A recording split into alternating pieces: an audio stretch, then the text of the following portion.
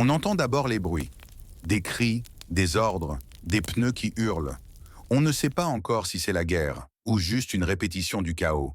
Mais ça claque sec, comme une gifle dans un couloir vide. Libertat de Tudor Giurgiu reconstitue les événements de décembre 1989 à Sibiu. Mais il ne filme pas la révolution, il filme sa panique. Celle qui tord les nerfs, qui rend sourds aux ordres, qui fait tirer avant de comprendre. Ce n'est pas un récit, c'est une impasse. Et c'est peut-être là que ça se perd. Il y a, dans le décor, tout ce qu'il faut. La ville quadrillée, les immeubles percés d'ombre, les militaires débordés par l'histoire. Et il y a cette caméra mobile, souvent plaquée au corps, qui cherche la vérité dans les interstices, dans les doutes, les tremblements, les hésitations. Mais à force de suivre tous les fronts, le film s'épuise. Il crie fort, mais ne dit pas grand-chose. Les comédiens tiennent leur partition, parfois trop bien.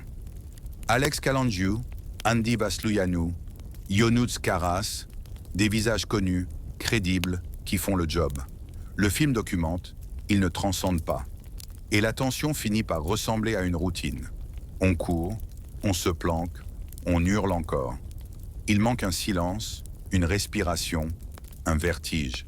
La reconstitution est honnête, précise, appliquée, presque scolaire. Les flashs de violence sont réels, tangibles, mais ne laissent pas de traces, ou si peu. Tout se vaut, tout s'écrase. Et quand le film tente de ralentir, de prendre un peu de hauteur, c'est souvent trop tard. L'émotion est restée coincée entre deux portes. On comprend la volonté, faire mémoire, sans fioriture, sans mythe. Mais le style étouffe. C'est sec, c'est brut, mais c'est aussi un peu vide. Libertat aurait pu brûler.